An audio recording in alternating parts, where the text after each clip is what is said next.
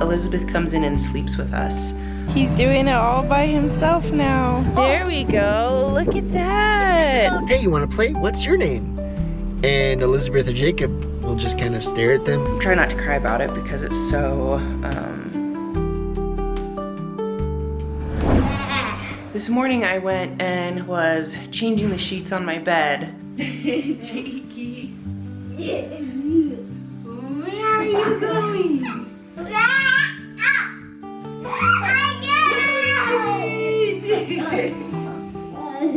Something that is just a part of our daily life right now is that Elisabeth comes in and sleeps with us. For whatever reason that I haven't figured out quite yet, she has a hard time sleeping through the night. So many nights, sometimes at the beginning of the night, sometimes at the middle, sometimes at the very end, she comes in and she sleeps with us in our bed. She's always been a bit of a light sleeper, and that's something that I'm trying to figure out is how to help her sleep better.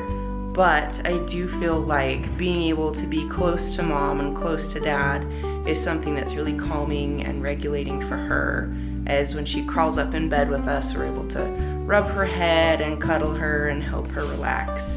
So that's just kind of a regular part of our life right now. So I actually think it's a good thing that we can be close to mom. I know that when babies are little, being close to mom is not only a way they can regulate their body temperature, but a way they can regulate their nervous system and just be calm and feel safe. And so I feel like that's a good thing for both of us. All right, you two. Let's go get some breakfast.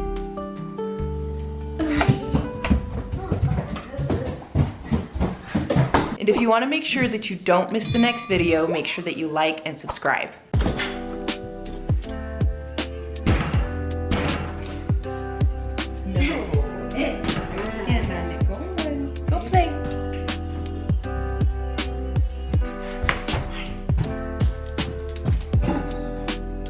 Eggshells into the trash, please. Thank you.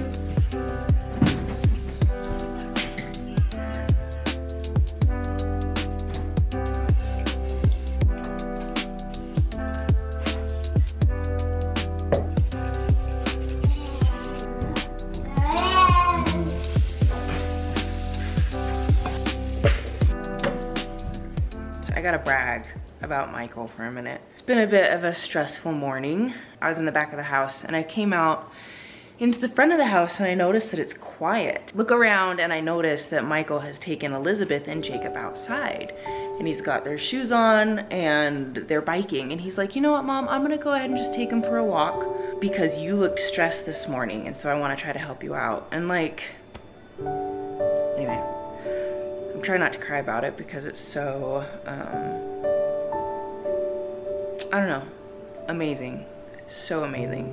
The amount of compassion that he has and helpfulness is just a big blessing. So, I love you, Michael. You're awesome. Bye-bye. He's doing it all by himself now.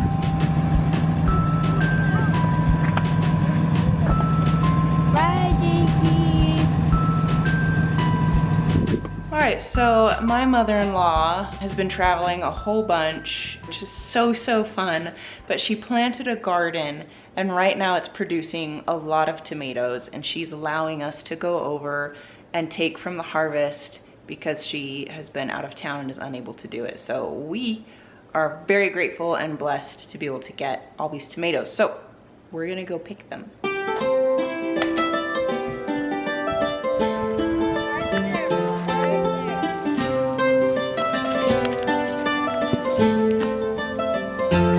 There's a beauty.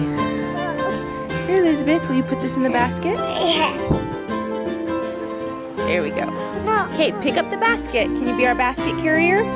Take one of these to cut the vines. You see?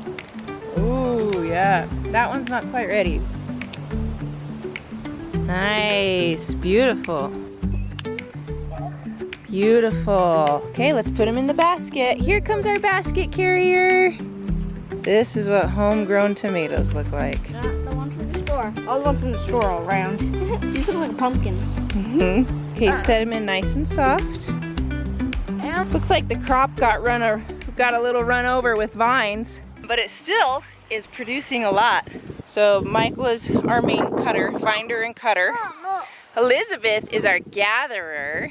Let's go see how many you've put in the basket. Wow. Careful, careful, don't throw them. There we go. Look at that. Oh, so plentiful. Here is the harvest for today. So, cool thing, Jacob's response time is getting a lot faster. Just while we're at the dinner table, Ashleigh said, well, wash your hands. And he immediately started rubbing his hands together. That's what he wanted to do, was wash his hands. And then we said, okay, it's time to pray. And he immediately folded his arms. So he often is responding to things like that, but now he's doing it so much faster. So that's a win. All right, we came to play at the park while Michael is at jiu-jitsu. Whee! You playing with the sand?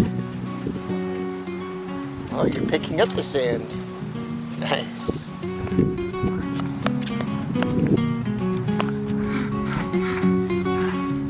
Do it. Good job. It's not easy to climb onto that, but you did it. Whee! What does the seahorse say? Go bloop, bloop, bloop, bloop, bloop. What does that fish say? What does that say? Something like that. Well, in the middle of September, things are starting to get into a rhythm. It's actually starting to get a little monotonous, as every day we do the same things. I work the same hours. I come out, I take Michael to jiu-jitsu, I take the kids to the park, go back, dinner, work some more, bed. It's just kind of the same thing over and over. But at the same time, I feel like I'm working towards something that I care about, and the kids are progressing.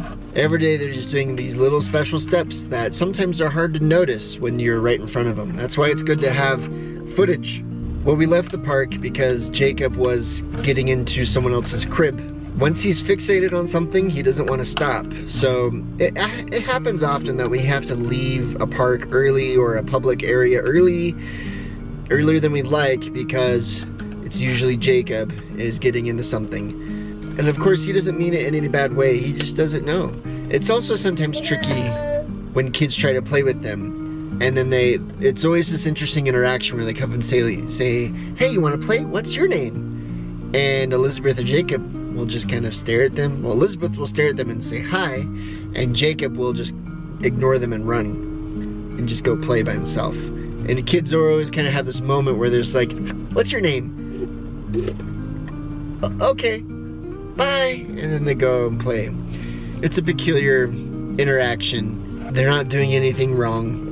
They're discovering, who they are. And right now, they don't talk very much. Though I do hope that in the future, they will be able to communicate more with kids and other peers their age.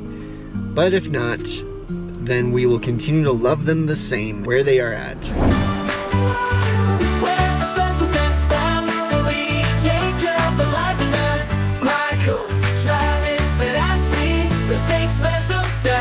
Together